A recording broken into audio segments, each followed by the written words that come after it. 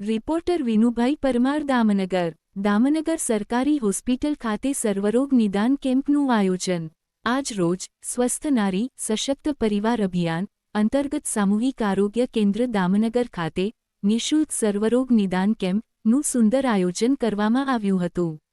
ધારાસભ્ય જંગભાઈ તળાવિયા, નગરપાલિકા પ્રમુખ ગોબરભાઈ નારોલા, તાલુકા આરોગ્ય અધિકારી doctor R Makwana, doctor Bhagirathi Jalu અને પદાધિકારીઓ દ્વારા દીપ પ્રાગટ્ય કરી શિબિરનો આરંભ કર્યો હતો.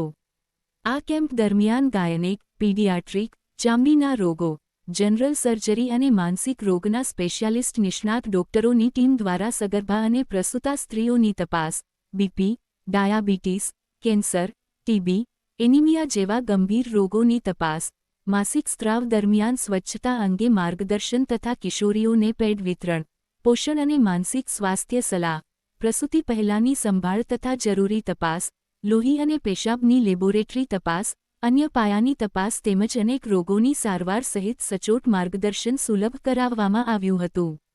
આ કેમ્પને સફળ બનાવવા Lathi taluka health officer doctor R Makwana, અધિક્ષક doctor S Vohra, doctor Bhagirathi Jalu, doctor Harivadan Parmar, doctor Hitesh Parmar, Jignesh Basan, Sagar Narodiya તથા હોસ્પિટલ સ્ટાફ અને આશા કાર્યકર બહેનો સાથે સમગ્ર ટીમે અખૂટ મહેનત કરી હતી. સૌએ પોતાની ફરજને સેવા ભાવના સાથે નિભાવી સવારે વહેલી સવારેથી અંતિમ ક્ષણ સુધી ગામજનોને ગુણવત્તાયુક્ત આરોગ્ય સેવાઓ પહોંચાડવા સતત પ્રયત્ન કર્યો હતો.